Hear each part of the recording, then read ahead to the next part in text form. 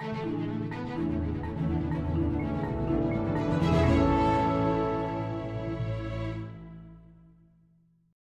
evening, and salam alaikum. I am so proud to be here this evening with all of you. And as many of you know, I'm a hugger. And I would love to get around to hug each and every one of you. And I'm not going to make an excuse. I'm going to try to do it.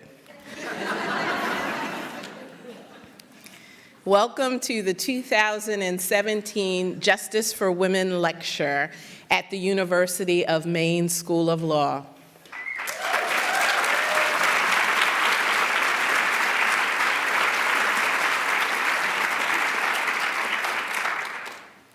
I want to thank so many of you for coming out this evening to have a historic conversation in Maine.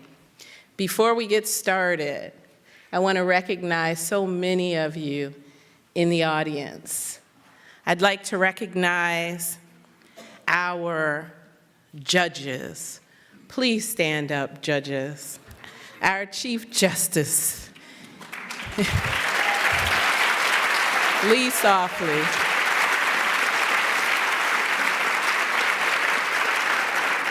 Our federal judges. I love that Judge Torreson did not stand up when I said judges. Thank you.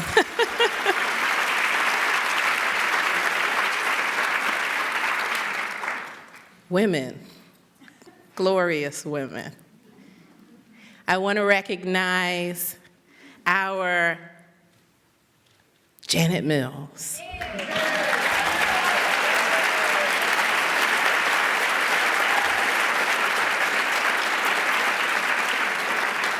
I mean, Maine law is in the house. Thank you for standing up. And I want to recognize our foreign-born judges. Please stand up. Our foreign-born judges.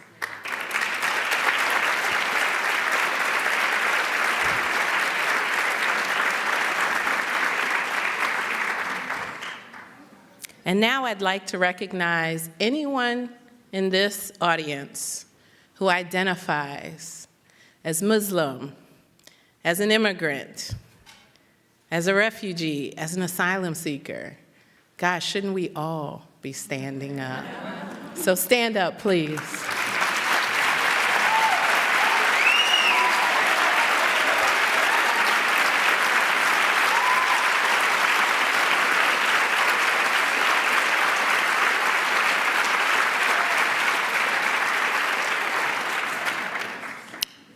And also our U.S. Attorney, Richard Murphy, please stand up.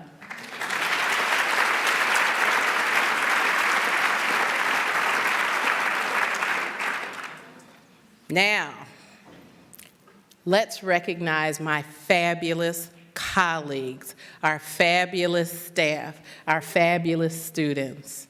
University of Maine School of Law faculty, staff, and students, please stand up.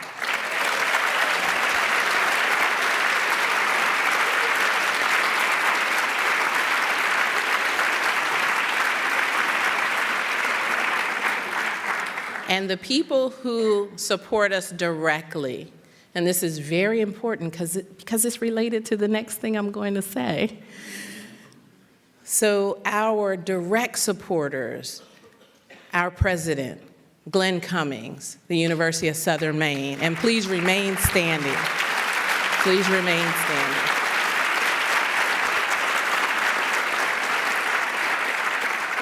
And the University of Maine School of Law Foundation Board and BOV members, our Board of Visitors Meeting members, please stand up.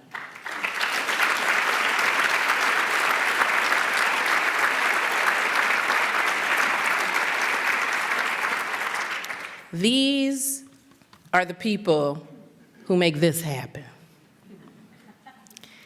This is not just a piece of paper.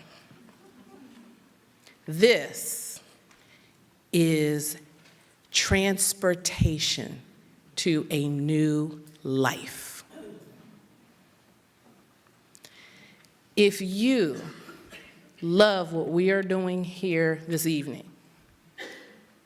if you admire what we do in teaching the next lawyer leaders for Maine, you will look at this envelope as a transport to a more perfect society. Whatever you have, whatever you can give in this envelope, please do it this evening.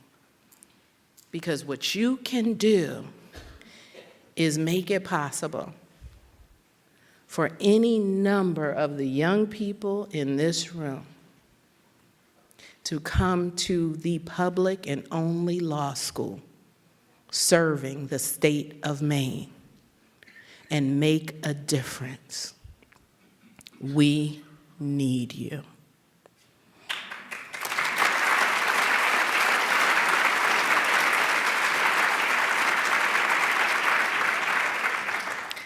As you know, Chief Janine Roberts is the recipient of the second annual Courage is Contagious Award.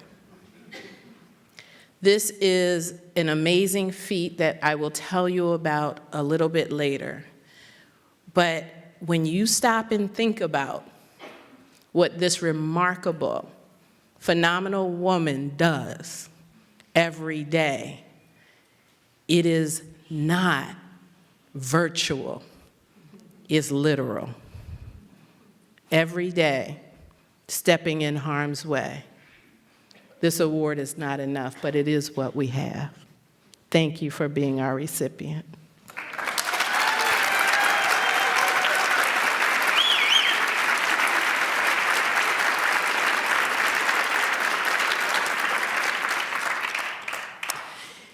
I am so eager, actually, to get off the stage, but I got to do my thing. And it's to tell you that, in my own words, this is one of the most special things that this law school does every year. We, at the University of Maine School of Law, do something that no one is doing across the nation, and that is celebrating equality and justice for women and girls. We've had Lindiwe Simbanda from Zimbabwe. We've had Ruchira Gupta from India. We've had Dr. Seema Samar from Afghanistan. We've had Nobel Peace Laureate Lema Bowie from Liberia and the Honorable Unity Dow from Botswana. And I do not think I am out of place here saying that tonight, when we hear from Zaina Anwar, we are going to be knocked off of our seats.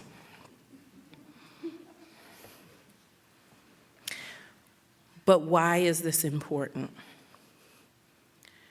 This lecture is important because in Maine, as in the rest of the nation, we are grappling with fundamental questions of inclusiveness, of diversity, of equality and justice. We need this discussion.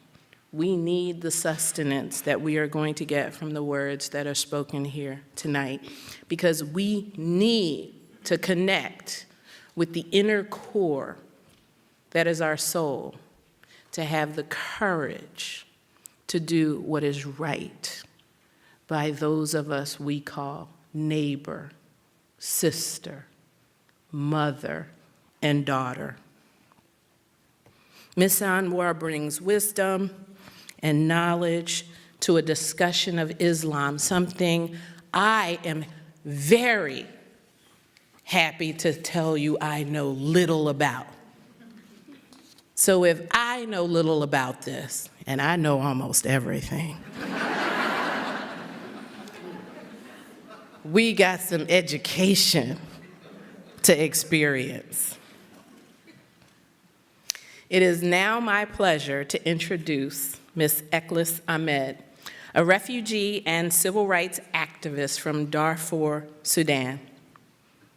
Eklis fled Sudan with her family for Egypt, where she lived for 2 years before being resettled in Portland. She is a graduate of Casco Bay High School and of the University of Southern Maine. She has a bachelor's degree in sociology and is currently enrolled in USM's Extended Teacher Education Program. I'm going to do everything I can tonight to get her to pick up a Maine law application.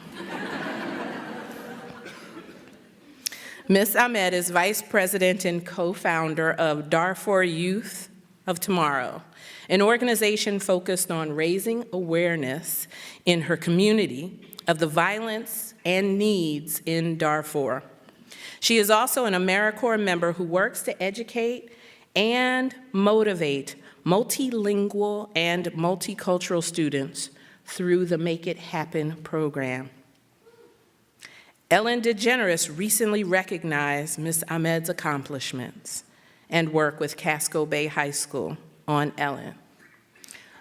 But we recognize Ms. Ahmed for her intrepid service to the state of Maine.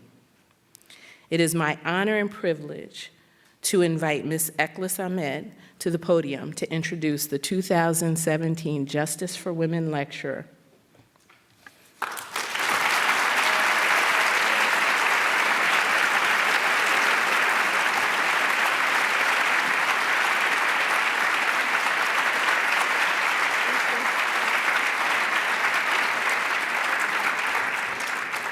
Thank you.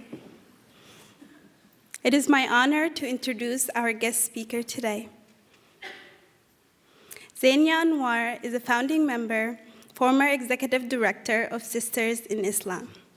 She's currently the director of Musawah, the global movement for equality and justice in the Islamic family. Musawah means equality in Arabic. Sisters in Islam has successfully created a public voice through where women can demand equality and justice. Musawah has brought together scholars, activists from all over the world, 50 countries, to produce new feminists and scholars of Islam, to train activists on women's rights in Islam, to challenge them about human rights standards. Her book, Islamic Revivalism in Malaysia, Dawah among students, has become a standard reference in the study of Islam in Malaysia. Before I bring Ms. Anwar to the stage, I would like to share some few words about what she means to me. I would like to begin by saying thank you. Thank you for being who you are.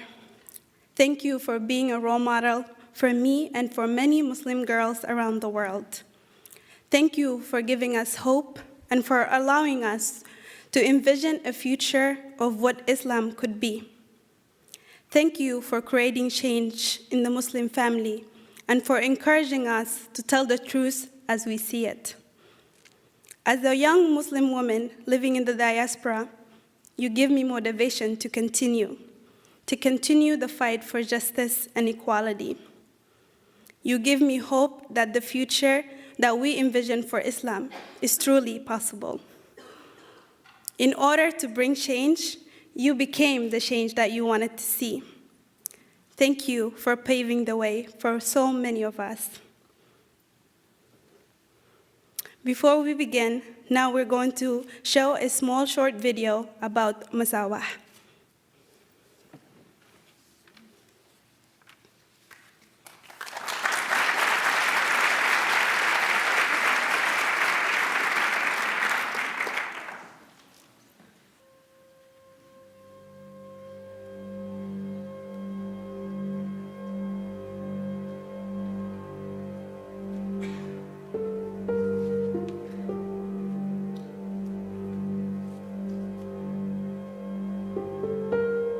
For Muslim men and Muslim women, For believing men and believing women. For devout men and devout women.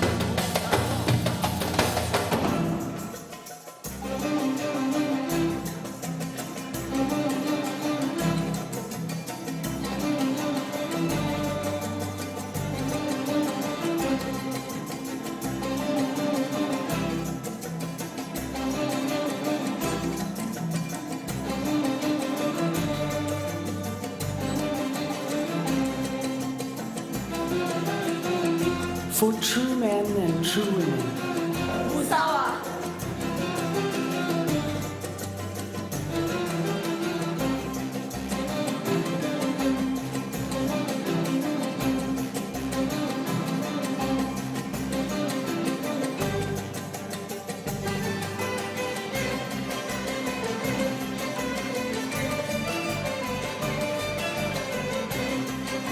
For men and women who are patient and constant. Musawa.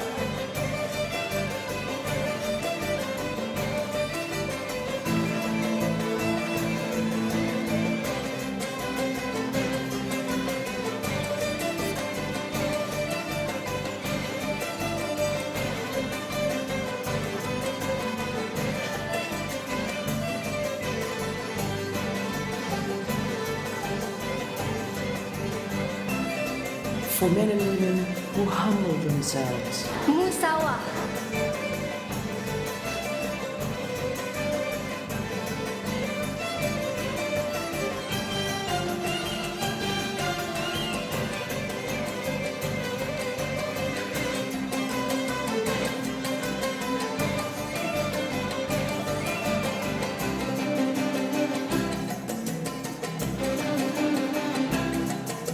For men and women who give in charity.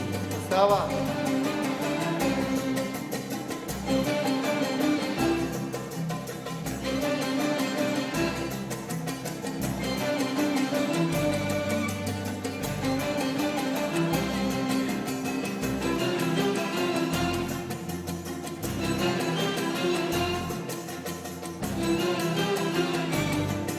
For men and women who fast. Musawa.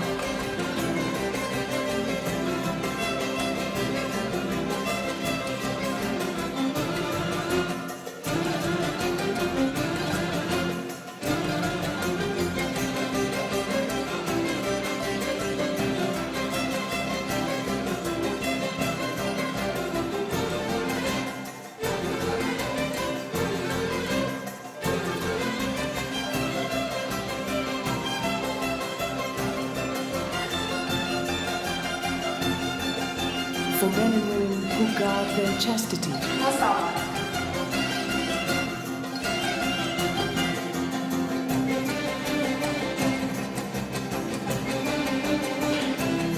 For men and women who engage much in God's praise. Musawa.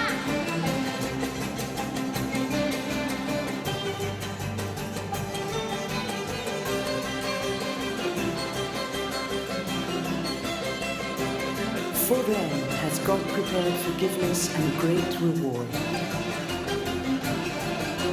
Musawa. Musawa. Musawa.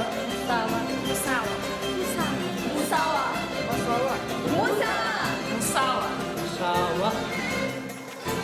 Musawa. Musawa. Musawa. Musawa. Musawa.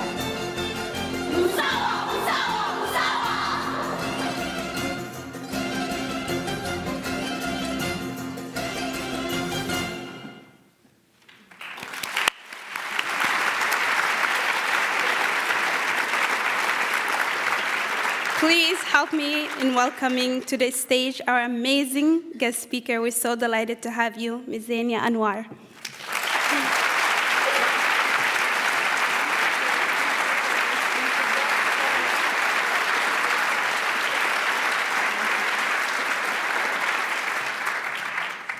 Thank you so much, Ikhlas, for those kind words, and you really represent the change we want to see in the Muslim world.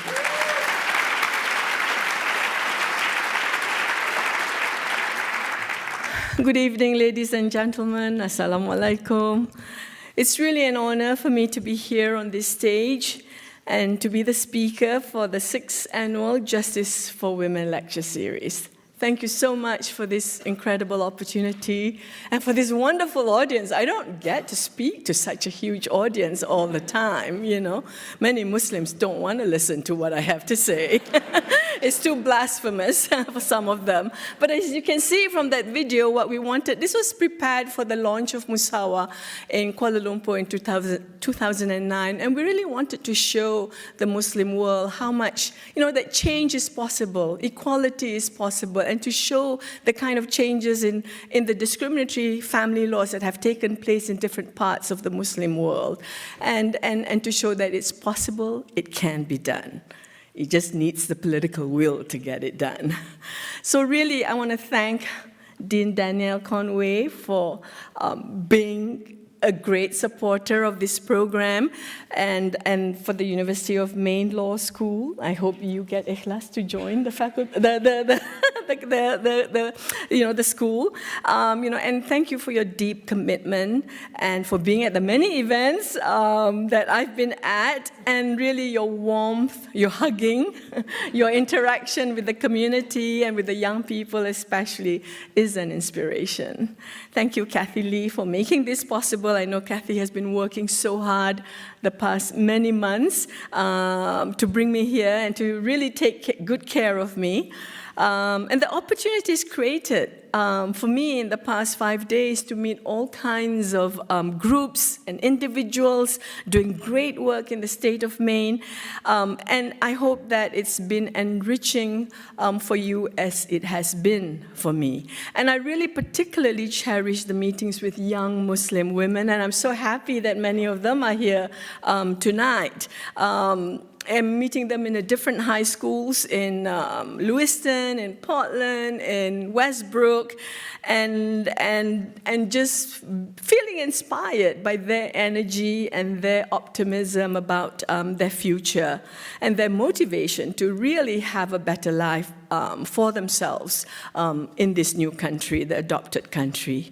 Thank you also to Masha for being with us all the time and the commitment to the program. I really feel that I've made many, many good friends with all the people that I've met, and I know that when I go home next week, that I know these friendships will last.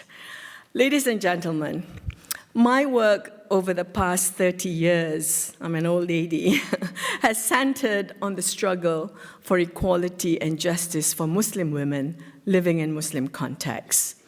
One of the most profound challenges we as Muslims face today is the search for ways to live our faith in a world where human rights, women's rights, and democracy constitute the dominant ethical paradigm of the modern world.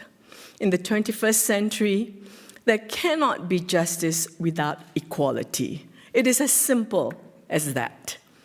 As someone who believes in God, in a God that is just, in an Islam that is just, I'm outraged that so much injustice, cruelty, and violence are perpetrated in the name of my religion. I will not go into the long, depressing list of outrageous acts against women and children justified in the name of Islam that occur on a daily basis, as you are all too familiar with them. Indeed, some of you who are here might have left your beloved homeland precisely because of the violence, instability, and oppression. What I want to share with you today is the courage and the will of Muslim women all over the world who live in Muslim contexts, who are now taking the lead to define how religion is understood and practiced, and who are demanding that our experience of living Islam and being impacted by laws and policies made in the name of Islam give us the right and the authority to decide and shape what Islam means and should mean in our daily lives and as a source of law and public policy and practice in our countries. It is because women have borne the brunt of discrimination and harmful practices justified in the name of religion that in many parts of the Muslim world today, it is women who are organized and are at the forefront of our societies in pushing for change in the understanding and practice of our religion to recognize equality and justice and to push for law reform to uphold these principles. But of course, bringing change is never easy. Those who have benefited from the status quo are, of course, resistant to change and use all kinds of tactics to demonize and delegitimize the voice of change. But the reality is women's lives throughout the world have changed. We are educated, we are working to earn money to provide for our families, we run corporations, government agencies, universities, the judiciary, the police force. We form NGOs to fight for our rights. Our realities, our needs, our roles, and our status have changed. For many of us in the Muslim world who have decided to engage with the religion to fight for our rights, it is our utter faith in a just God and a just Islam that have made us embark on this perilous but compelling public struggle to push for an understanding of Islam that recognizes the urgent necessity that we as women be treated as human beings of equal worth and dignity. That seems like such a radical notion for some, even in the 21st century. We believe these principles and the ideals of equality and justice are intrinsic in the Quran and are also upheld in, of course, in universal human rights principles that regard all human beings as equal. To us, what could be more Islamic than the first article of the UN Declaration on Human Rights, which states that all human beings are born free and equal in dignity and rights? So how then do we as Muslims reconcile the tenets of our faith to the challenge of modernity, of plurality, of changing times and circumstances? Today, citizens in all countries, women, men, young people are out in the streets clamoring for justice, equality, freedom, and dignity. Can the teachings of Islam be reconciled with the realities and aspirations of living in the 21st century? I want to draw your attention to the incredible efforts of many scholars and activists living in Muslim contexts who have been engaged in the production of new feminist and rights-based knowledge in Islam and creating a public voice at the national and international levels, pushing for the possibility and necessity of reform of Muslim laws and practices. What we have been doing is trying to bridge the seeming divide between Islam and human rights, Islam and women's rights, and break that constructed binary, as if all the forces of evil are on one side and all the forces of good are on the other. It is this voice that today is challenging the intolerance, the misogyny, and conservatism that dominate much of those in authority in the Muslim world and how Islam is understood and practiced today. It is led by Muslim scholars and activists who advocate a review and critical reinterpretation of the exegetical and jurisprudential texts and traditions within Islam. This work places emphasis on how religion is understood, how religious knowledge is produced, and how rights are constructed in the Islamic legal tradition, and how they can be reconstructed.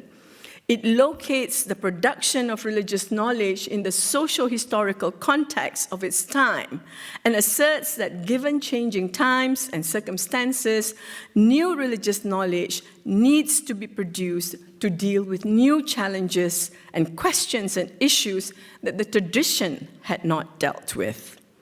What makes this work exciting is that it is not just done at the theological level, but also at the political and social levels. It is cutting-edge work at the intersection of religion, law, politics, and gender. Let me share with you the beginning of one group, Sisters in Islam in Malaysia, the group that I co-founded in 1987 and that initiated the launch of Musawa. Yes, 1987, it was that long time ago before Islam became fashionable in the Western world. We've been dealing with it all our lives. Like many other women's groups, it is injustice, oppression, and ill treatment that mobilize us. Sisters in Islam first got together because of our deep concerns over the injustices women suffered under the Islamic legal system. As professional women and as activists, other women often approach us to confide their marital problems and the challenges faced when they approach the religious authorities to seek redress. Because in Malaysia, family and marriage are governed by an Islamic family law. So it's a law that is based on the teachings of Islam, but unfortunately, a very discriminatory understanding of Islam.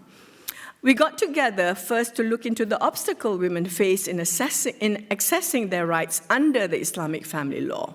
The difficulties in getting divorce, maintenance, a share of the marital assets, custody of their children, all these rights that existed under the law, but given the gender bias in the system and the conservative culture, women faced an uphill battle in the courts, especially when their husbands contested these matters. This was 1987. We felt angry and powerless in the face of disempowering advice from the religious authorities, hearing talks again and again in religious classes over radio and television that men are superior to women, that men have authority over women, that a man has a right to beat his wife, that a woman must obey her husband, the evidence of 2 women equals to 1 man. The husband has a God-given right to take a second wife, and therefore it is a sin for a woman to deny him that right. That a wife has no right to say no to sex with a husband. That hell is full of women who left their heads uncovered and disobeyed their husbands. Where is the justice? Where is the fairness for women in such pronouncements? It was this kind of questioning, and above all, the conviction that God could never be unjust, that eventually led us to go back to the primary source of our religion, to the source of the law, to the Quran. We felt the urgent need to read the Quran for ourselves, to find out if the text actually supported the oppression and ill treatment of women as we're hearing over radio and television and religious classes. Let me share with you that this process that Sisters in Islam went through was the most liberating and spiritually uplifting experience for us, the 8 of us who started to meet in my house every week to read the Quran. We took the path of Iqra'. It means read, the first word that was revealed by God to the Prophet Muhammad. And it opened a world of Islam that we could recognize, a world for women that was filled with love and mercy and with equality and justice. We discovered verses in the Quran that talked on common and identical spiritual and moral obligations placed on all individuals regardless of sex. So you saw in the video just now that verse, one of the favorite verses we use for believing men and believing women, for men and women, for it's men and women, everything is equal. And verses that describe Muslim men and women as each other's garments. And the final verse on the relationship between men and women, which talks about them being each other's awliya, protecting friend and guardian. And the obligation of both men and women to enjoin what is just and forbid what is evil, to observe regular prayers and pay the zakat, religious tithe for the poor, and obey Allah and His Messenger, and they both will equally be rewarded. These verses that exist in the Quran are unequivocally egalitarian in spirit and substance and reflect the Quranic view on the relationship between men and women. This egalitarian vision also extends to human biology in the Quran. The verses on creation of men and women talk about the characteristics of pairs in creation. Women did not come from Adam's rib, and certainly not the most crooked rib. Some Muslims believe that, and it doesn't come from the Quran. You know where it comes from. Since everything created must be in pairs, the male and female must both be necessary, must exist by the definition of createdness. Neither one comes before the other or from the other. One is not superior to the other, nor a derivative of the other. This means that in Allah's creation of human beings, no priority or superiority is accorded to either man or woman. So the puzzling question is, if we are equal in the eyes of God, why are we not equal in the eyes of men? M-E-N, yeah, not M-E-N, M-E-N. It is this ethical voice of the Quran which insistently enjoins equality of all individuals that has been largely absent in the body of political and legal thought in the Islamic tradition. When women decided to read the Quran for ourselves, we discovered this ethical message of equality and justice in Islam. We began to question why this voice was silent in the exegetical and juristic texts of the religion and in the codification of the teachings of the religion into public law. Who decided that these egalitarian verses in the Quran shall be put aside? Why weren't they used to guide the laws governing marital relations in Islam? Who decided the verses that could be read as discriminatory towards women, as men having authority over women, that verse should be the source of law and public policy? For much of Islamic history, it is men who have interpreted the Quran and the traditions for us. The woman's voice, the woman's experience, the woman's realities have been largely silent and silenced in the reading and interpretation of the text. The silence of that interpretive voice was seen as the silence of the text. But when sisters read the text, we discovered words, messages, meanings that many of us had not been exposed to when we went to our religious classes as children. For us, it was the beginning of a new journey of discovery. It was a revelation to us that the verse on polygamy explicitly said, if you fear you shall not be able to deal justly with the women, then marry only one. How come one half of the verse that said a man can have up to 4 wives had become universally known and accepted as a right in Islam and is codified into law, but the other half of the very same verse was never heard of? It dawned on us that when men read the verse, they saw marry 2, 3, or 4, and they stopped reading. Which is true. For in that phrase, they saw the word of God as validating their desire for and their experience of multiple sexual partners. But women, of course, were not happy to read that the Quran says marry 2, 3, or 4, and we continued reading. And the verse goes on to clearly say, if you fear you cannot deal justly with women, then marry only one. Those were the words of God that spoke to our fears and our heartache. We understood that the right of polygamy was conditional, and if a man cannot fulfill those conditions of equal and just treatment, then God said, marry only one. The verse ends by saying that marrying only one will be best for you, to prevent you from doing injustice. What further validation, justification do we need to argue that polygamy is not a right in Islam? The question that arose to us was very obvious. Who decides which verse, which interpretation, which juristic opinion, which hadith tradition of the Prophet would prevail and be the source of codified law in this modern world to govern our private and public lives and punish us if we fail to abide? Which verse would fall by the wayside? On what basis is that decision made? Whose interests are protected and whose interests are denied? It was clear to us that the outcome of this process was more about power, privilege, and politics rather than living the divine will on earth.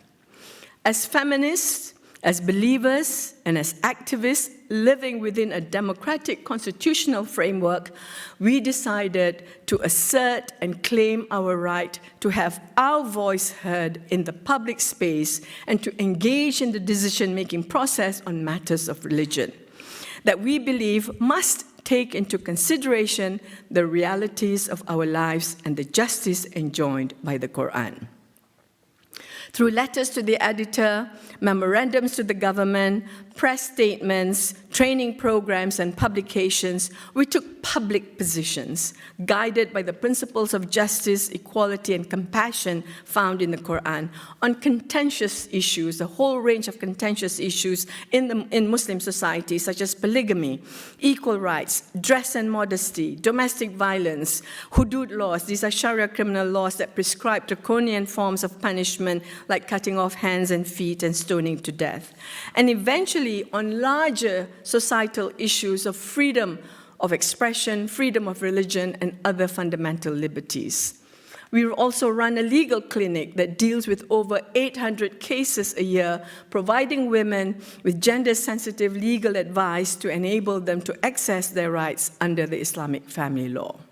We argue that in a country where Islam is used as a source of law and public policy, every citizen has a right to participate in how religion is understood and used to make laws and policies to govern our lives. It must be understood that while all Muslims accept that the Quran is one, and it is the revealed word of God, the human effort in interpreting the Quran has led to diverse and differing opinions. It is precisely because of this wealth of diversity that Islam spread and flourished in different cultures and societies. All could accommodate the universal message of justice in Islam. And yet today, in many Muslim societies, there are many who condemn those who offer alternative views as infidels and apostates, and who choose to deny or negate the richness and complexity and diversity of our heritage. There is also a denial of the historical context within which Islamic law itself was constructed, and of the consequently historical character of the corpus of Islamic legal tradition as it was developed and applied within early and classical Islamic civilization. For example, in classical Islamic jurisprudential texts, gender inequality is taken for granted and a priori as a principle. Women are depicted as sexual beings, not as social beings, and their rights are discussed largely in the context of family law. The classical jurist construction of women's rights reflected the world in which they lived, the medieval period, where inequality between women and men was seen as the natural order of things, and women had little role to play in public life. Men provide and protect the family, women obey and be available. But today, women provide and protect their families as well, but they're still expected to obey. We need to understand that Islamic law are based on rules that were socially constructed to deal with the socio-economic and political context of the time, and that given a different context, these laws necessarily have to change to ensure that the eternal principles of justice that are in the Quran are served. In this process, it is human agency that determines which texts, not God, but humans determine which texts are relevant and how they should be interpreted to serve the best interests of the community. While the source is divine, as it is the revealed word of God, human understanding of the word of God is a human construct that is fallible, changeable, in accordance with changing times and circumstances. Therefore, the role of human experience and intellect in engagement with the divine text will lead to the production of Islamic knowledge and Islamic laws that cannot be regarded as divine. They can therefore be changed, criticized, refined, redefined. Unfortunately, in the traditional Islamic education that many of our religious leaders have gone through, the belief in taqlid, blind in imitation, and the belief that the doors of ijtihad, these are concepts that's used and thrown at us, reinterpretation, are closed, is very strong. This rationale is based on the belief that the great scholars of the classical period of Islam who lived closer to the time of the Prophet were unsurpassed in their knowledge and interpretive skills. But to adopt such an attitude is totally untenable in today's world when we face new and different challenges.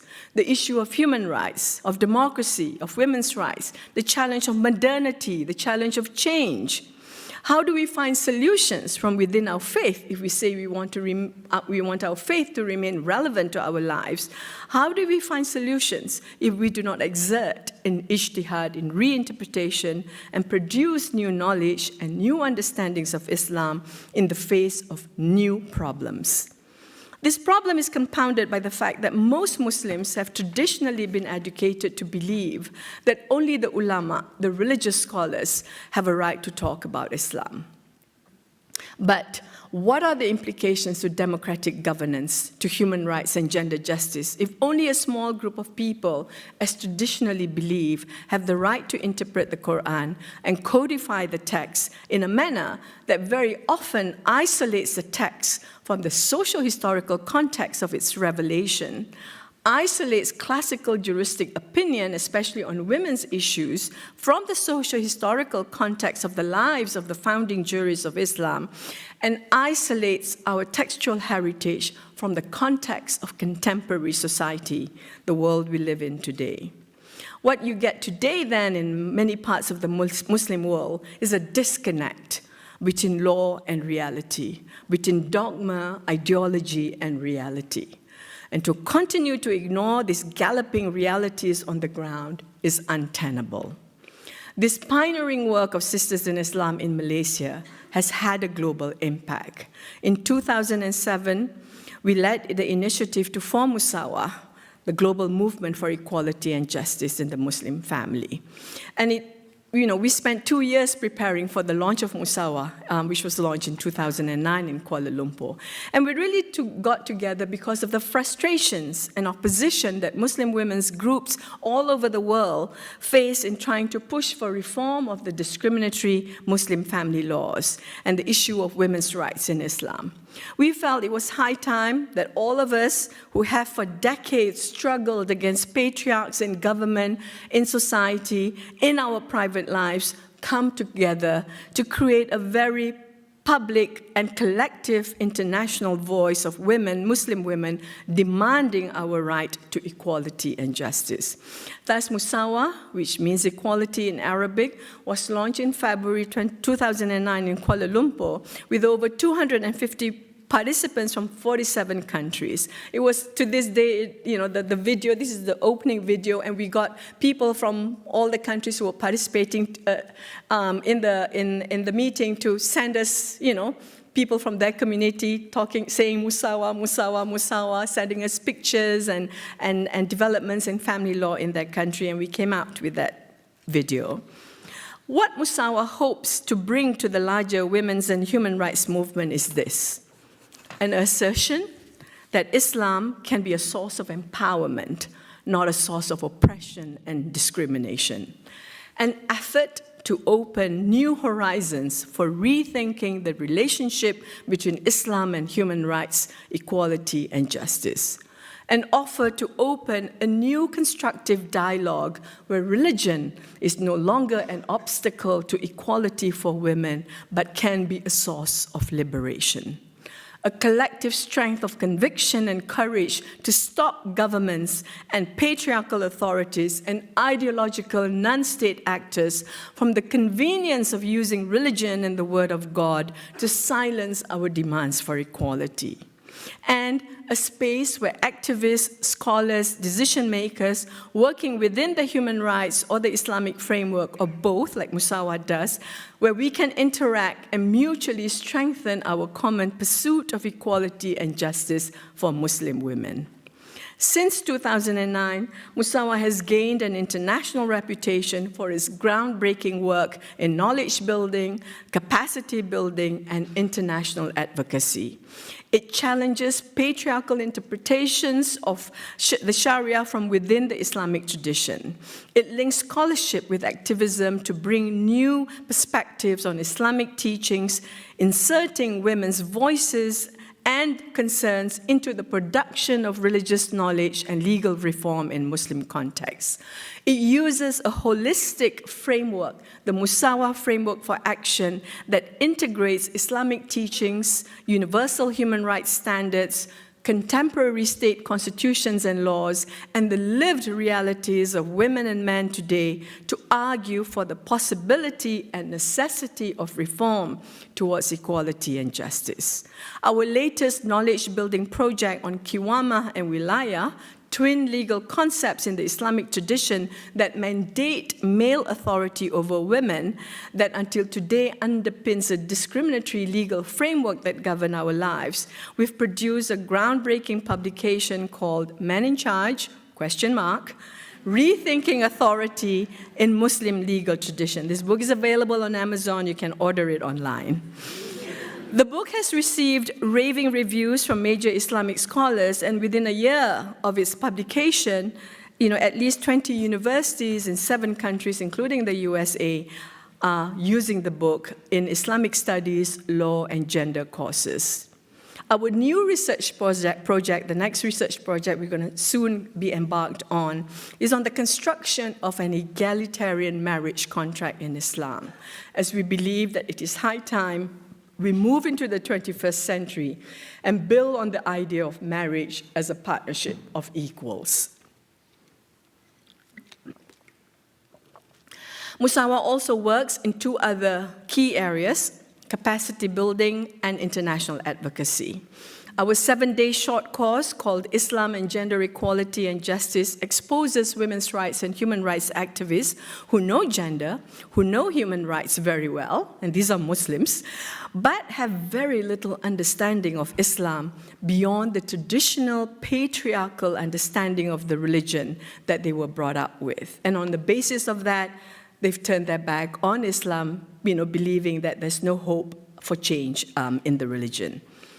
The course introduces them to how knowledge is produced in the Islamic tradition by examining the methodology and conceptual tools used to build the interpretive and legal traditions in Islam. Participants learn how the Quran is interpreted, how hadith, the practices and sayings of the Prophet Muhammad, are transmitted, how fiqh, jurisprudence, is constructed, all within a social context, and explore the possibilities of constructing new understandings to deal with changing times, and develop action plans and strategies for reform and for building a voice and culture of public debate in their own societies on matters of religion. In the past 1 year, we have held several trainings for South Asian activists, for MENA, Arab region activists, for East African activists all over the world. Many find the course empowering and transformative as they discover an Islam that is liberating and for the first time that makes sense to the realities of their lives. The course builds their knowledge and courage and confidence to critically engage with the ways their governments and religious authorities use Islam to justify discrimination against women and resist their demands for law reform. But more importantly, they leave the course with something positive and concrete to offer, an alternative vision of Islam that upholds equality and justice. This training is critical as we believe that change can only happen if we can build a public voice and a public will for reform to take place in Muslim countries. And today, more and more women's rights activists living in the Muslim world have begun to recognize the strategic need to understand Islam better, acquire knowledge and courage, not just to challenge the ways the religion is used to discriminate, but more importantly, to offer an alternative vision, to offer hope. In the area of international advocacy, Musawa is engaged deeply with the UN system, in particular with the CEDAW process. CEDAW is a convention on the elimination of all forms of discrimination against women, which unfortunately the United States still has not ratified, joining other Muslim countries. We did a major research on CEDAW and Muslim family laws, critically examining how governments from Muslim countries use Islam to justify reservations and non-compliance with treaty obligations. We critique their language and approach and offer the Musawa framework for action as an approach that reconciles Islam with women's rights. And we provide the conceptual legal tools and language to argue for the possibility of equality and justice and reform. Today, we regularly submit what we call thematic reports and issue oral statements on Article 16 of CEDAW, which is on marriage and family relations, whenever key Muslim countries report before the CEDAW committee. Governments that continue to argue that discriminatory laws cannot be changed because it is God's law are routinely today challenged by CEDAW experts. The body of knowledge and scholarship exists today, enable us to show the diversity of interpretations and juristic opinions and tools that exist to allow for reform to take place. The committee uses the examples we provide of good practices in Muslim family laws, you saw some of that on the video, from various countries to question these governments. If indeed these discriminatory laws are divine and cannot be changed, why then do different Muslim countries have different laws and practices, all purportedly based on Islam? Why does Tunisia ban polygamy? Why do Saudi Arabia, Syria, Jordan, Egypt, and Lebanon allow a woman to include in her marriage contract that her husband cannot take a second wife and that she is entitled to divorce if the husband breaches this term? Why does Morocco have equal and minimum age of marriage for both boys and girls at 18? Why do Pakistan, Bangladesh, Morocco, Tunisia not require a woman to have a wali, a male guardian, in order to get married? Why do Turkey and Tunisia recognize the mother's equal right to guardianship of her children? So you see, ladies and gentlemen, the issue indeed is not that there cannot be reform. There cannot be equality and justice for women in Islam. The issue is whether governments and those in religious authority have the political will to end discrimination against women. The arguments for reform are there within Islam, within our constitutional guarantees of equality and non-discrimination, and many Muslim countries have that constitutional provision, within human rights principles that many Muslim governments subscribe to, have ratified as part of the international system, and not least the argument for change lie in the realities of women's lives today and what it means to build and sustain the well-being of the family, all members of the family, not just one.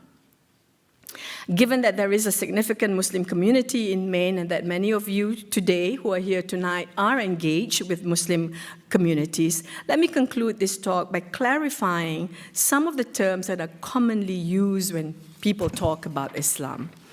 Very often we are told that we cannot challenge Islamic law, Sharia law, because it is supposedly God's law, it is supposedly divine.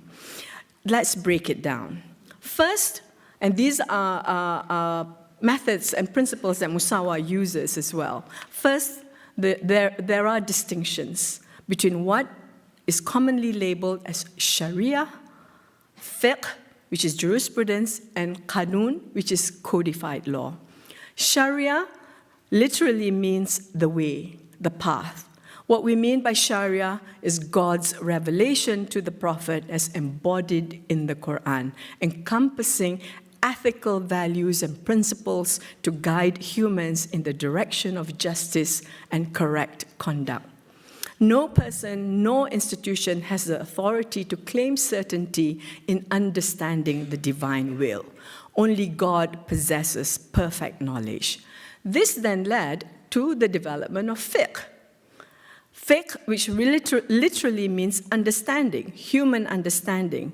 It is the process by which humans attempt to derive legal rules from the Quran, from the teachings of God, and the Sunnah, the practices of the Prophet.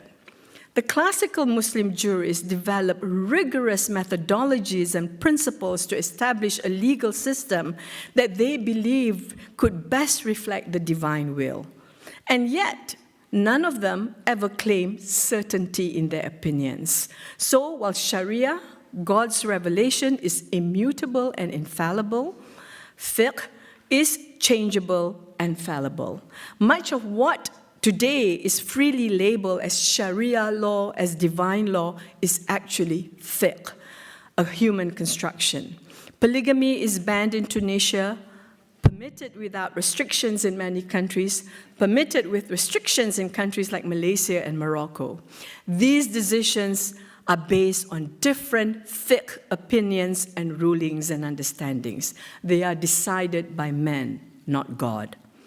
Qanun are codified laws and regulations enacted by a government. So on the basis of fiqh, on jurisprudence, human understanding, the Malaysian Parliament, for example, adopted a codified Islamic family law that, for example, provides conditions before a man can be given permission to commit polygamy to ensure that justice is done.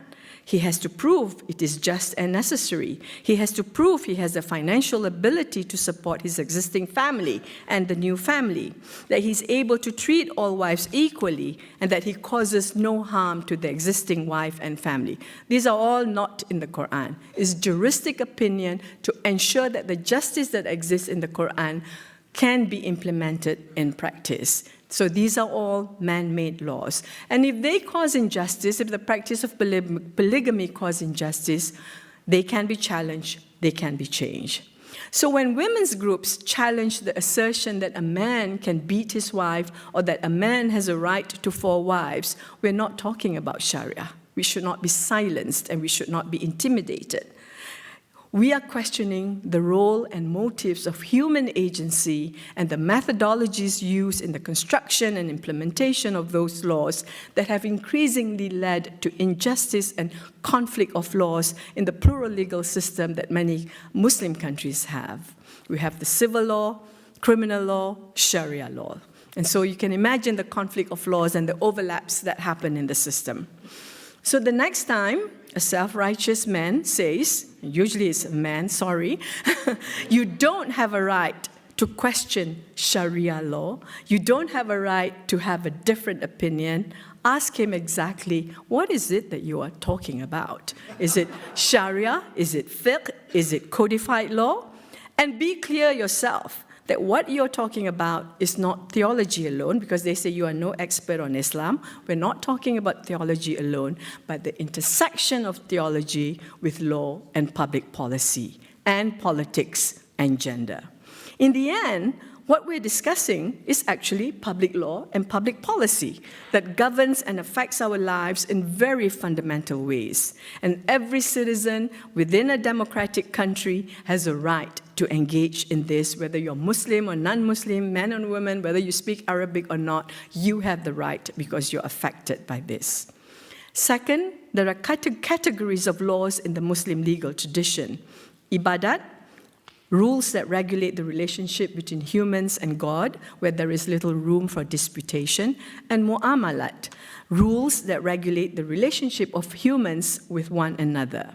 Much of the debate and contestations going on now in Malaysia and much of the Muslim world, led by women's rights activists, are about mu'amalat laws, where jurists over 1,000 years ago have favored human reason, human experience, and discretion to serve the well-being of society, depending on time and place.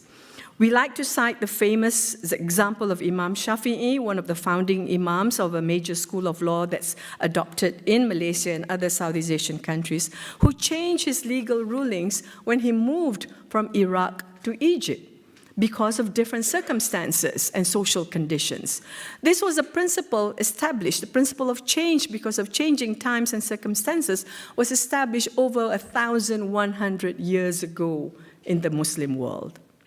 Third, The Muslim legal tradition is packed with rich and sophisticated juristic concepts that make reform towards equality and justice possible.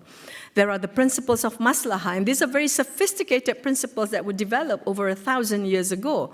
Principles of maslahah, public interest, that existed in the Muslim legal tradition. Ikhtilaf, differences of opinion. Istihsan, choosing the best opinion in the interest of equity and justice. Istislah, choosing the best opinion in the interest of public good. How do we apply these incredible progressive principles to solve the problems and contestations we face in the context of 21st century, where women's lives have changed so much and where women are providers and protectors of their families? There is much that we can be proud of in our legal tradition. And there is a legal maxim attributed to 2 founding imams that said, "We believe that our opinions are correct, but we are always cognizant of the fact that our opinions may be wrong. We also believe that the opinions of our opponents are wrong, but we are always cognizant of the fact that they may be correct." So there was a tradition of humility among the founding jurists of Islam, that they could be wrong or they could be right. That humility is today absent among many in religious authority. For Sisters in Islam and Musawa, the journey towards our vision of an Islam that is kind and compassionate, that upholds equality and justice, remains long and challenging. But for many of us, there is no other choice but to engage in this struggle. We don't wish to emigrate and live in foreign lands. We must stay and fight for the country we love, we want to live in, and leave for our children. The challenge is to expand this public space we have created, to open up the debate, to turn the dissenting voices into a clamor for justice and equality, for freedom and dignity at the national, regional, and international levels. And for the international community, for all of you to realize, to be aware, that there is already a paradigm shift in Islamic scholarship and activism in Muslim contexts, and to support these critical, groundbreaking initiatives. For change to be sustainable in the Muslim world, it must take place from within, not from the barrel of a gun or from foreign interventions. Change from within is slow, perilous, but there is no other alternative. We, in Sisters in Islam and in Musawa, would like to believe that it is us who represent a source of hope to the world, not least the Muslim world, and that we today represent what it means to be Muslim in the 21st century. Thank you for listening.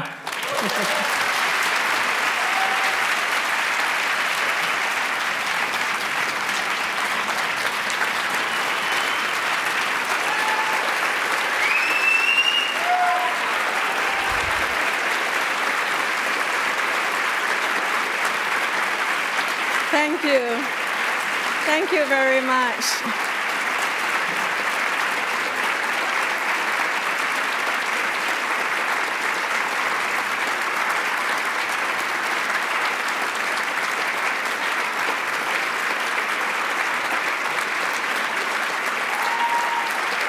Thank you so much.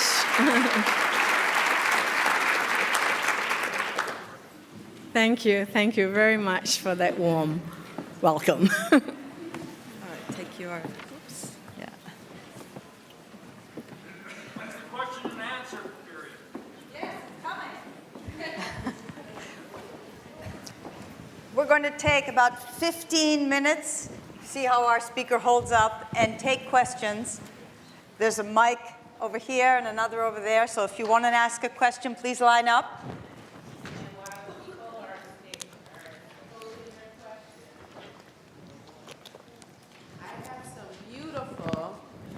Purple reading glasses. It was you, Betsy. No.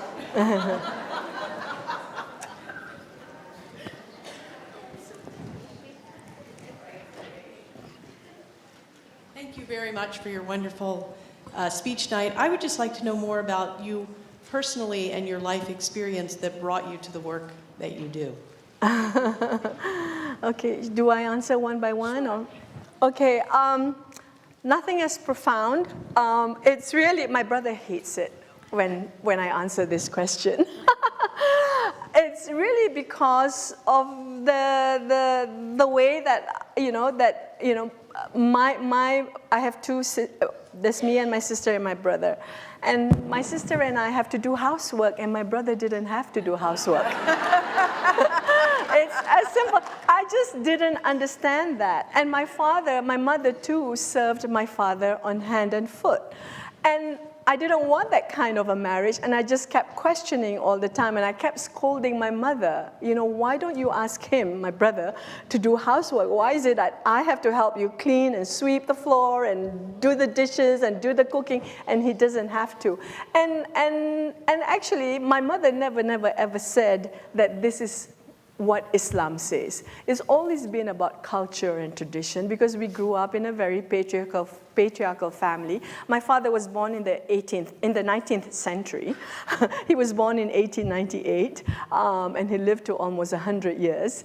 And so you can imagine what a man born in his period was like. Everything must be perfect at his bidding instantly. And my poor mother was just a very tired housewife. So it's growing up, seeing all that, and I don't know why, but I just never accepted that as a given. It just didn't make sense to my mind and to my world that men don't have to do any housework and women have to do. So I've always felt that it was unjust. It's really that. And then, of course, in the end, as adults, as professional women, we're all, independent, strong, outspoken women who are leading our own lives, and to be told that Islam says this, Islam says that really does not make sense to the realities of our lives. So that's really when we decided then to go back to the Quran and really find out whether is the Quran as oppressive, is Islam as oppressive, is that oppression supported by the text? So that's how we really began.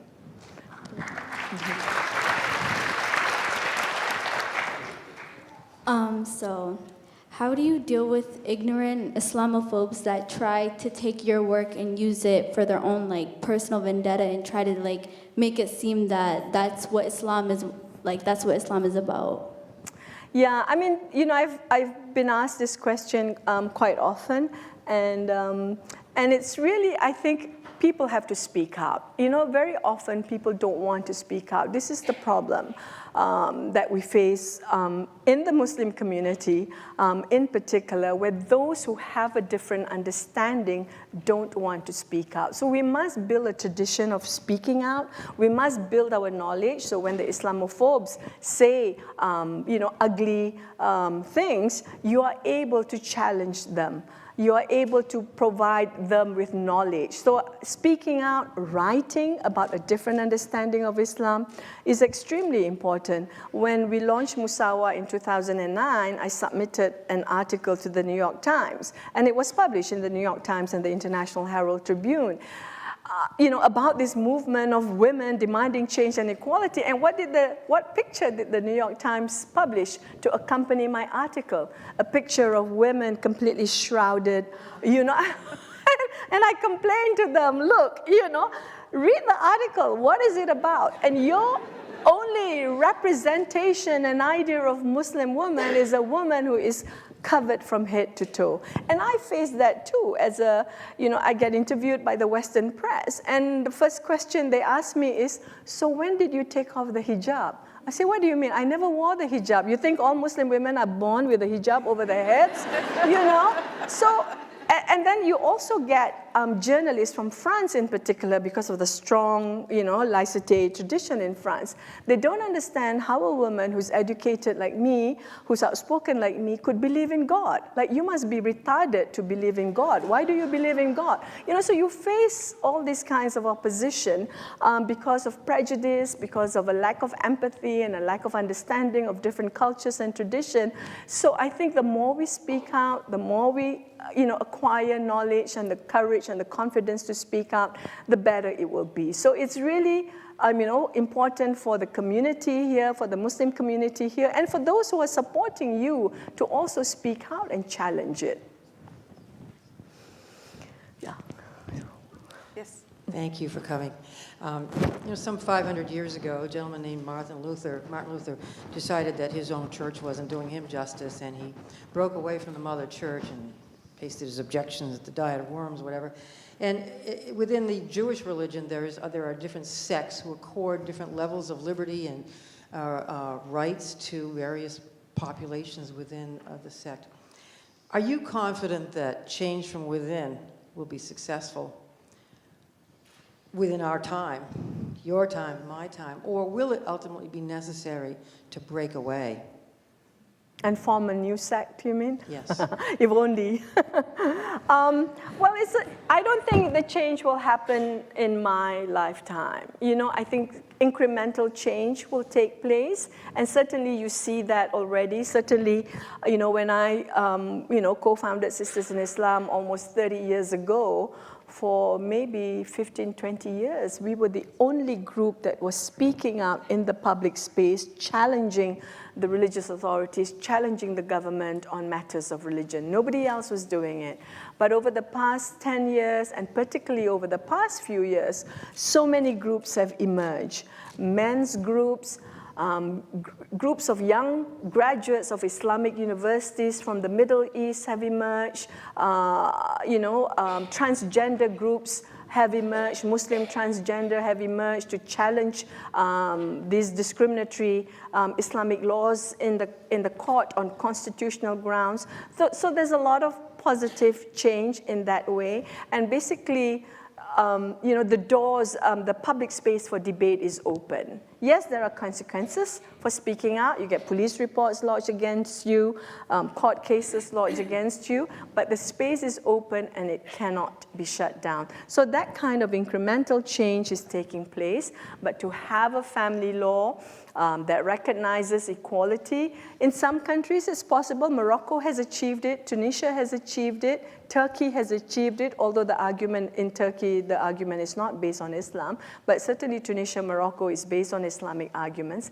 And the change is not just based on Islamic arguments. As I mentioned about the Musawa framework, given the context of the modern world, Islamic arguments alone is not enough. We link we ground our demands for change and our justification for change in a holistic framework, in Islamic arguments, in human rights standards, because many Muslim governments have ratified all these human rights treaties, in constitutional guarantees of equality and non-discrimination, because certainly in Malaysia, our constitution recognizes equality and non-discrimination, and the lived realities, the evidence on the ground that the circumstances have changed, therefore law has to change to follow that. So we're arguing it at those four levels, because arguing it at the Islamic level alone is not strong enough to bring change, because as you can see, the arguments exist within Islam to bring about change, but there isn't a political will to bring about that change. So it has to be done at a holistic level, and I can see incremental change in my life, but to have a family law that recognizes equality, or to even have, everyone be treated as equal, even in the Scandinavian countries, which are the most advanced in terms of equality, even then, total equality is still not there. So I think it's going to be a perennial struggle, really. Yes?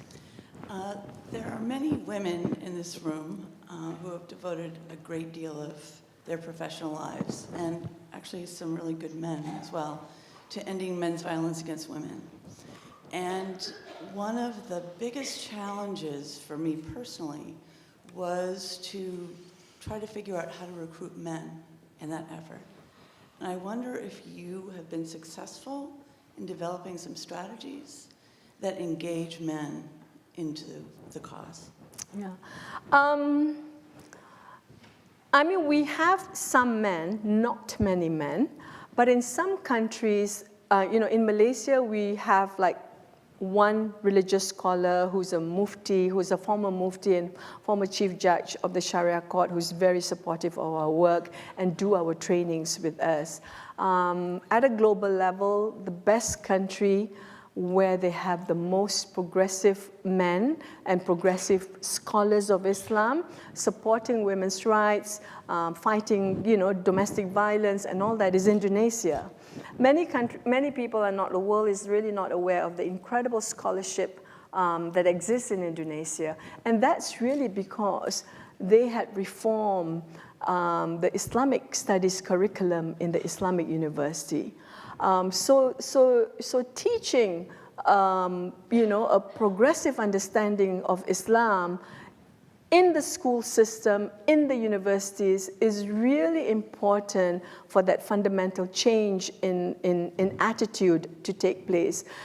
So the Indonesian Islamic universities integrate gender in all areas of studies, whether it's the Quran, whether it's fiqh, gender is integrated. They have a gender studies unit in the universities to train the professors and the lecturers on gender.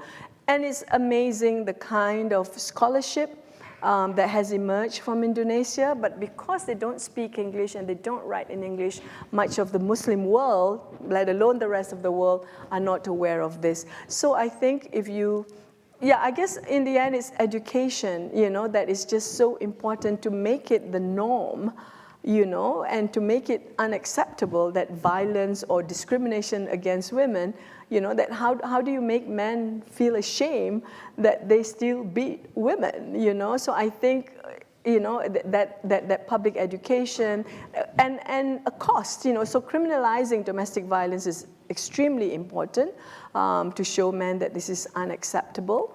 But recruiting men to the cause has been a challenge, although we have one incredible male scholar and from Pakistan, so you would see him as, he looks traditional, but incredibly progressive man who works very closely with us in all our knowledge building work. And there's a lot actually now, progressive scholarship on rights, human rights, women's rights in Islam that's coming out from the US, from Muslim male scholars who are based here in the US as well. So there is that, again, I have to be thankful for incremental change. For radical change is radical, Yeah. Mm-hmm. Yes. Hi, thank you so much for all of your work. I want to ask you, I've been inspired by the water protectors out at Standing Rock and what they're trying to do to help preserve our planet from climate change. And I'm wanting to know, in terms of Islamic law, is there anything that's protecting our planet in the law? And what can we do as women and as men to help preserve the planet and make sure that we have a planet to live on? I think Kathy should answer that question. She's the expert on climate change. I don't remember the verses in the Quran, but certainly the idea of protecting the environment, of God's creations, of nature, that certainly exists in the Quran and in this whole climate change and preserving the environment and protecting the environment. Those kinds of values that exist in the Quran are used. It's just that I can't remember what they are, but they certainly exist in the teachings of Islam. Over to you. Thank you. How do you balance encouraging Muslim women to self-advocate and also ensuring that there's not a constant obligation to, say, educate men to avoid that burnout? Because I know that that's something that in my community is often a struggle for people of color and for women, etc., to not feel that they have to constantly be in the role of the educator, because that can get in the way of aspirations, of achieving things in life. Mm-hmm. Well, I guess really it's about not doing it alone, not doing it yourself, and forming small groups, in the various meetings that I've had, especially with young people, young Muslim women in the community in Lewiston, in Portland, and in Westbrook, when they've asked, how can we do this work? It's really, for me, it's to form a group. It's so important to form a group. My Sisters in Islam began with only 8 women, just 8 of us meeting every week in my house, talking, discussing, reading the Quran. Because when you have a group, when you're under attack, when you're tired, there's always others. And then to build allies. So in terms of our strategy too, we build allies in the women's movement, in the larger human rights movement, and so that when we are attacked, we don't have to defend ourselves. Other people will defend you. Other people will speak out. So important to work. Don't work alone.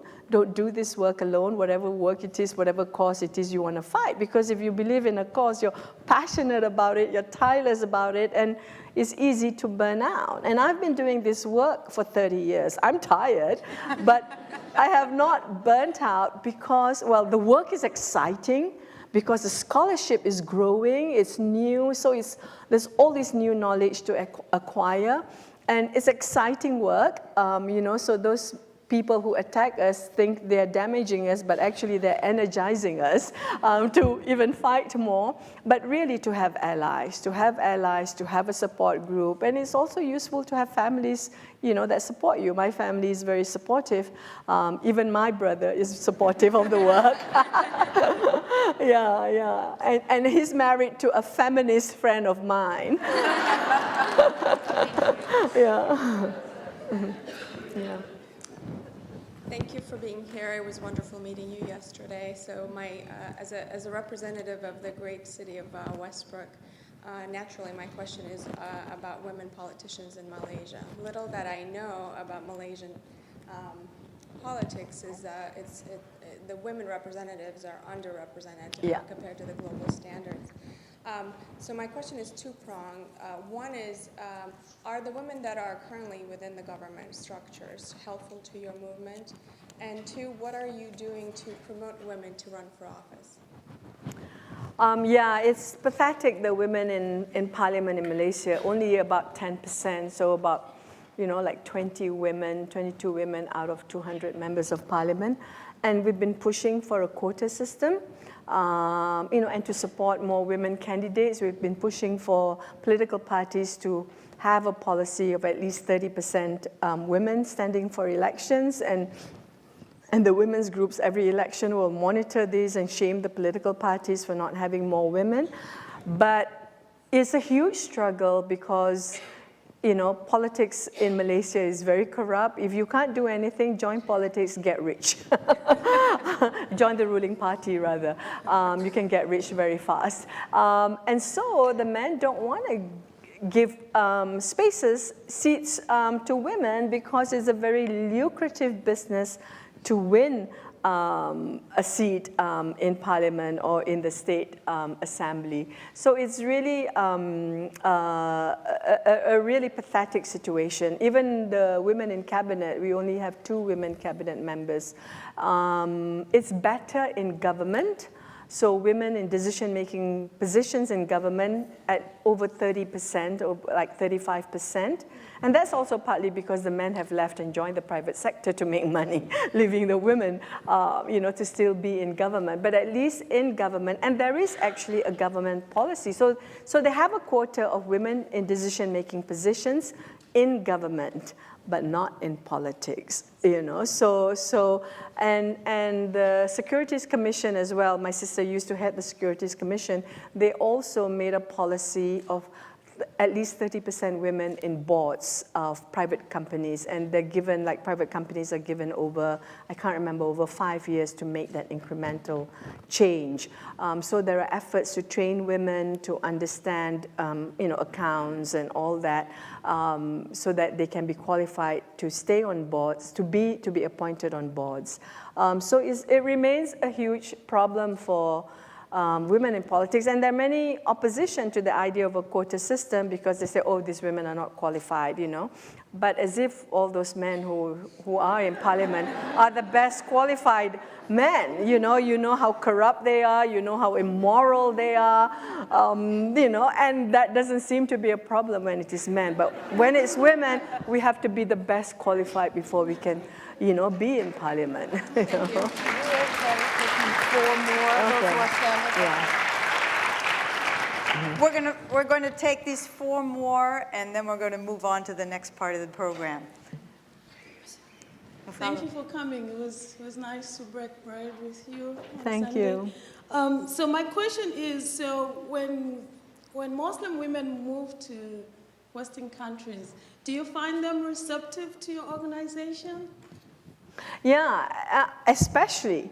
I think because of the context in which they live, there's a disconnect. They live in Western countries where laws protect them, where laws recognize equality between men and women, where laws criminalize domestic violence, but many of them live in very conservative communities where there is a disconnect between what the larger society is saying and what the laws are saying and what's happening in the home, in the private space. And also, they're not aware of the change that's taking place in Muslim countries. Like I pointed out, the incredible scholarship, the incredible activism that's taking place in Muslim context. Very often Muslims living in the West, very isolated about what's going on in the Muslim world, are not aware of that. So when I get invited, to give talks in the US, in Britain, in Australia, women are very, very receptive to this message. And I thought it was so interesting. I don't know whether she's here tonight. One of the young girls I met at the Tree Street Center, she said she was sitting she's 16 years old, and she was sitting next to a boy who's also 16 years old, who told her that, she was, wearing bad hijab because her hair was showing. And the boy told her that this is not the Islamic way of dressing, this is disgusting that your hair is showing. And so she turned to him and lashed out at him and said, "This is America. I have the right to dress." But then I told her when we had a small discussion, I said, there's also a passage in the Quran that talks about men having to guard their modesty. So it's not just women guarding their modesty, men too are enjoined by the Quran to guard their modesty. And if you cannot control your lust, the Quran says, look down. And then so look down, don't look at me. And so when I told her that, and it was interesting, her reaction was, I wish I had known that, because because it would have been so much more satisfying for her as a Muslim to quote something from the Quran that's empowering for her, and to tell that boy who is using the Quran and using Islam to put her down and to judge her, to tell him that, hey, don't think you know what your religion says. There's other parts of the religion. So it's important to have this knowledge so that you can, it's more, as a Muslim, as a believer, it's really more satisfying for you to answer such challenges that's justified in the name of Islam, for you to also offer a counter narrative to them. So women in the West. I mean, look, I don't get a huge audience like this if I speak in Malaysia, unless it's a captive audience, There's a student conference and 500 students are there, then I get them. But if not, it's we don't get this kind of audience coming in. Yeah. Yes. Next. Did you have any struggles with Islam while you were younger? Sorry, I'm sorry. I can't hear you. Did you have any struggles with Islam while you were younger? Oh, struggles with Islam. I guess not. My struggle began as an adult. I went to religious school for 5 years. I mean, I go to regular school in the morning, and then in the afternoon I go to 2 hours of religious school. And in regular school too, we have Islamic studies. And the kind of Islam when I was growing up in the 60s and 70s is very different from the kind of Islam that we're getting now. This is political Islam. What we're facing is political Islam, and it was not there in the 60s and 70s. So I grew up, like I said, with a belief and with an idea and understanding of an Islam that is just, that is fair, and it taught me good values, respect for the elders, cleanliness, So I didn't grow up with,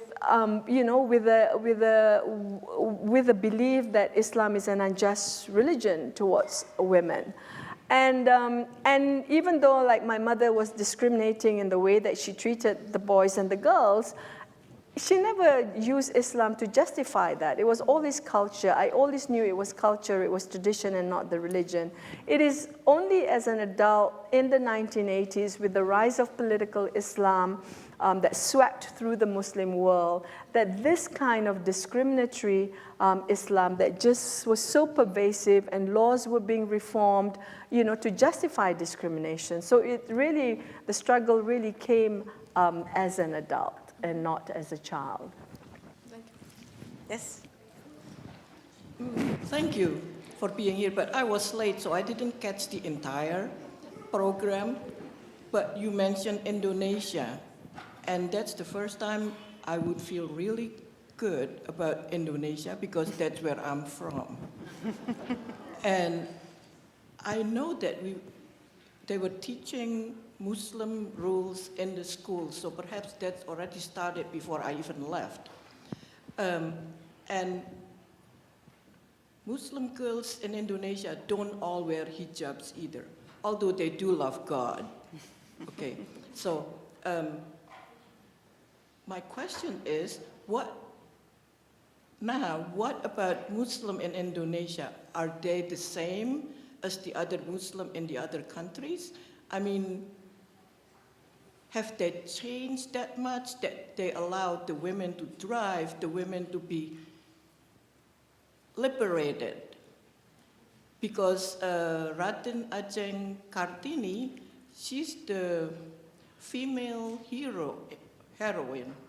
Okay, I hate to say that word, but she's the hero of Indonesia in terms of the women. That's when we have our Mother's Day celebration. It's on her birthday. You need to go back to Indonesia and see what's going on in your home country, because it's incredible what's happening in Indonesia. Of course, there's the conservatism, the strand of conservatism and extremism, you know, is also taking place in Indonesia, but the dominant Islam in Indonesia, the dominant understanding of Islam is a very progressive Islam. And they are doing incredible things. Like next month, there will be a national congress of women ulama, women religious leaders. And these women are, you know, over 200 of them are organized, you know, together with the women's groups in Indonesia. And they're going to start issuing fatwas, religious rulings, to advance women's rights. And they're using the Musawa. I'm so happy because they're using the Musawa framework. So usually fatwas are justified only with Islamic arguments. But they're going to issue fatwas that are justified at 4 levels: at the Islamic level, at the human rights level, at the constitutional level, and at the lived realities level. So they're going to provide all the evidence to demand why a new understanding, a new ruling needs to take place on all these issues of discrimination against women. Oh, okay. Now, from within, that will also work because my own sister, the fight from within will work because my sister was in one of those relationships, and she took I'm sorry to interrupt you. Maybe you can talk further afterwards. We need to move on, but thank you for your question. Last one. Hi, thank you so much. It was very inspirational to hear you speak and to learn a lot more about Islamic law than I knew before, certainly.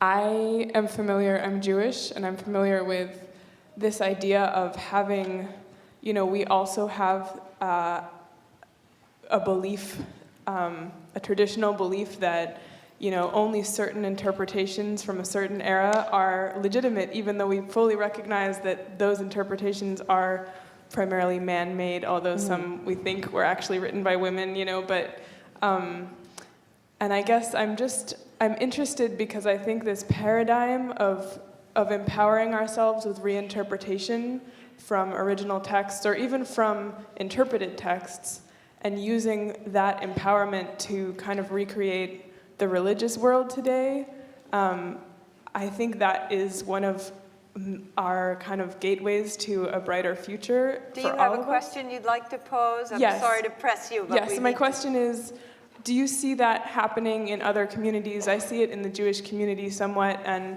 is there any collaboration that you guys see yourself doing with other communities that are working towards that. Yeah, definitely. I mean, when I've attended conferences on women's rights and religion, all the challenges that the different religions face is the same. It's really, in the end, it's about patriarchy, isn't it? It's about who has authority and power to decide, which interpretation, which law shall prevail and which understanding shall be pushed aside. So I think there's a lot of commonalities.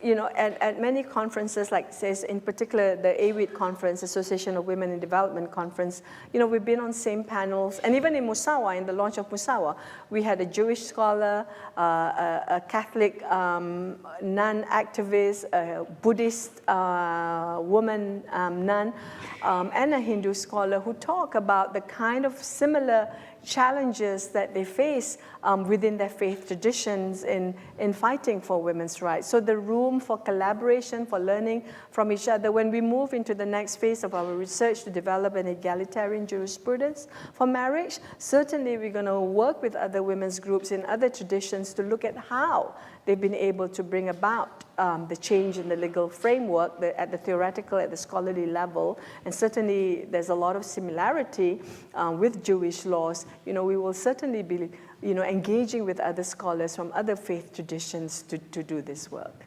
So join me in one more round of applause. You go down? That was it. Oh, okay. Yeah.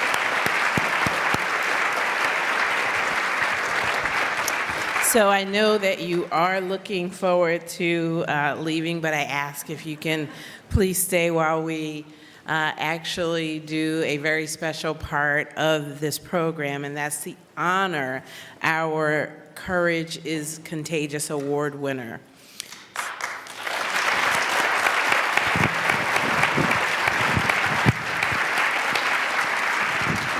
Chief Roberts is a Portland, Maine native, born the sixth and last child of Natalie and Charles Roberts.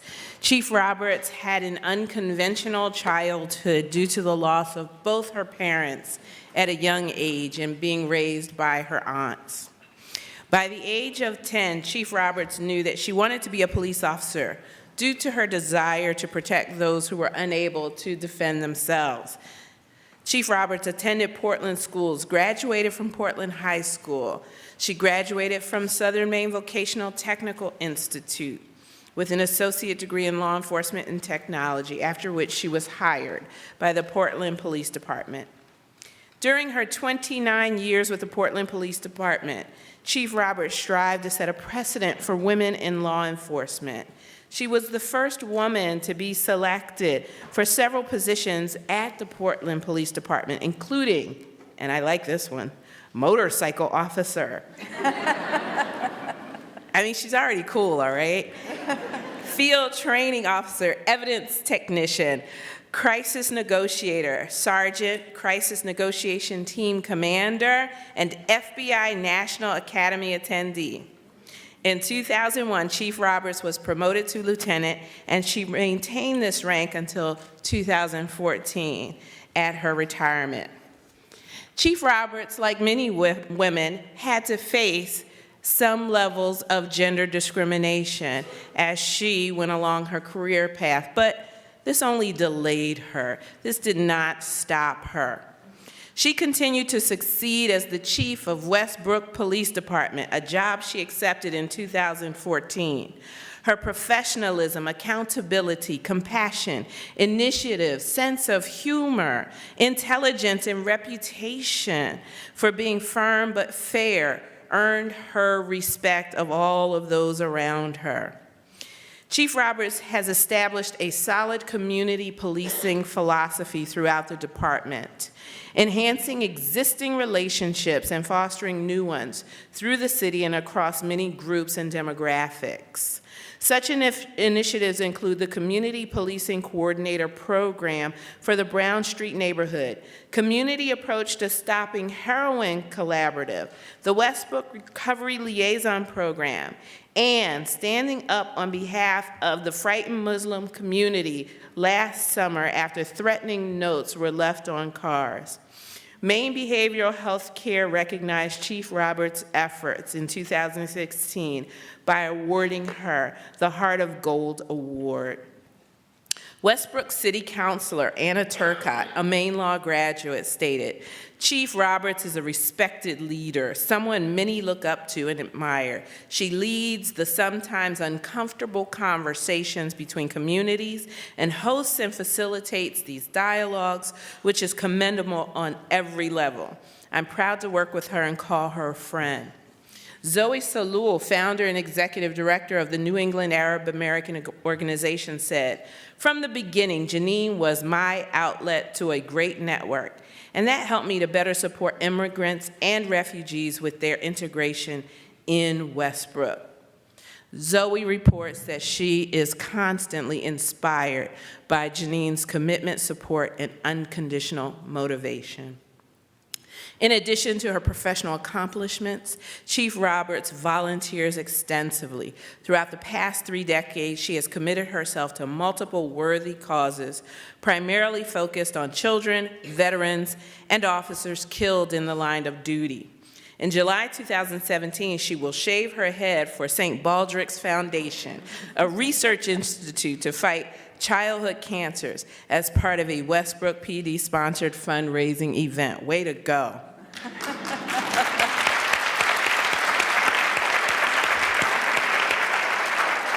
And this is the really good bit. And see, this is your reward for staying in your seats. Upon first meeting Chief Roberts, most people are impressed by her commanding presence, confidence, determination, and strength. So, when they learn that her nickname is Chief Cupcake, that 2 hours was worth it. They laughed and they don't believe it. But for those of us who know Chief Roberts, it's clear that she proudly lives up to the nickname by being a compassionate, helpful, loving, and caring person in all aspects of her life. With all that Chief Roberts has accomplished professionally and personally, she remains humble, recognizing that her success is due in part to family, friends, mentors, teachers, and community partners who provided their support, guidance, and partnership. Given what Chief Roberts has done and has yet to do, the University of Maine School of Law is proud to recognize her as the 2017 Justice for Women Lecture Series Courage is Contagious Award recipient, Chief Roberts.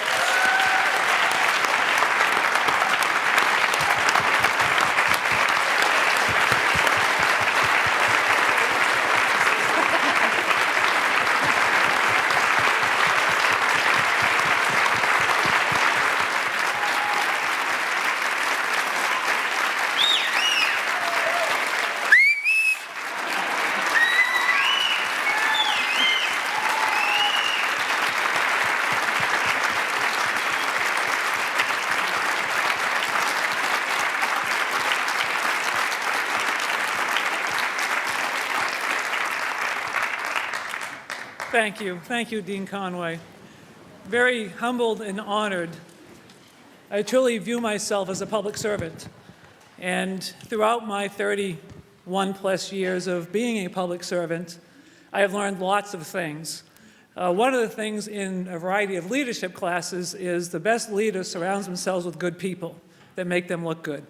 And I do that with all of these families and friends that are over here and city co-workers from Westbrook and some past from Portland.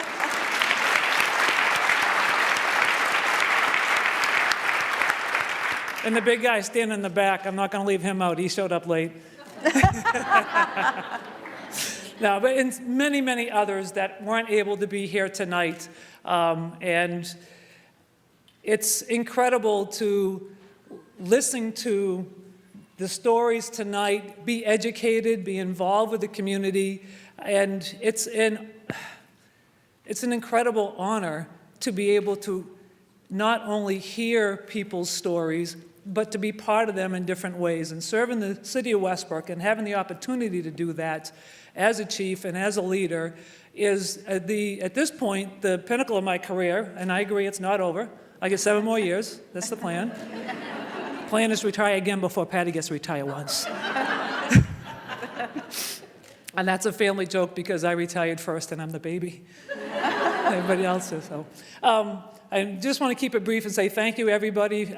Seriously, thank you for Justice for Women and recognizing the work that I do. I certainly, as you wrapped it up in my bio of I don't do it alone, and not just in the daily actions that I do in my work, but also my personal life, the people that stand beside me, sometimes pushing from behind and getting me out there. That usually doesn't take a lot, though, because I gave up being shy when I was 5, because, hey, I'm the last of 6. You got to survive somehow, right? So thank you very much for staying tonight for this last part, and enjoy your evening. Thank you very much.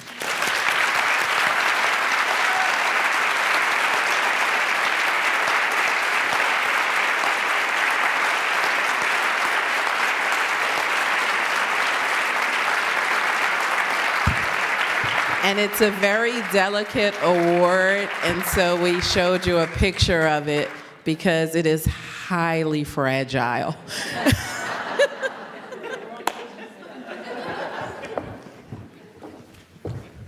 We're almost done. Danielle, you have mine. Let me start by making a quick announcement that I've been asked to make.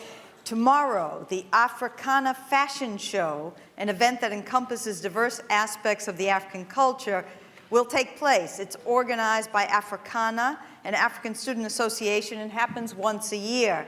This year, the show will be held on tomorrow at 7 p.m. in the Olin Arts Center at Bates College, and is called Akwaba, which means welcome in Twi, a Ghanaian dialect. The host for the show will be an African comedian, originally from Nigeria, but living in the US. You're all invited to attend. You know, every morning after the Justice for Women lecture, I start worrying about how are we gonna beat this? but every year, we manage to do it. And I think it's largely because there's no shortage of extraordinary women leaders and activists in the developing world who work on issues that are important to us here in Maine as well. I've learned so much about Islam and about activism this past week following Zaina around, and so have the almost 1,700 students and teachers and new Mainers and old Mainers who've attended one of the 16 conversations that she's led in the past few days. It was remarkable to watch the students from Lewiston, from Westbrook, from Deering High Schools come alive, firing questions at her, hungry for knowledge about the Islam that she sees, that she practices, and that she believes in. One thing has been so clear to me over the past 9 months during which I've been putting this program together and meeting so many women in the immigrant community. It's that if we want to build strong communities here in Maine, we have to do more than just provide interpreters and services to immigrants, Muslim and non-Muslim. We need to reach out neighbor to neighbor, that's what we do in Maine, and bring them into our lives, and I promise you they will reciprocate and bring you into theirs. So we're going to impose on Zaina for one more meeting tomorrow morning before she leaves to talk about how we're going to keep these conversations going, these girls groups that want to start forming and women who want to start talking and learning more. Let me ask you by show of hands, how many people learned something tonight? Yeah, good. In that case, I want to ask each and every one of you who sees the value in this program, who sees the benefit to community, to help us reach our goal to fully fund this program. And until we fully fund it, we can't be certain that the University of Maine School of Law is going to be able to keep putting it on year after year.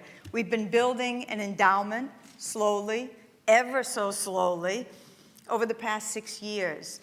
And you can see from your programs, our list of supporters continues to grow. But we need all of you to join me in investing further in this public-private partnership.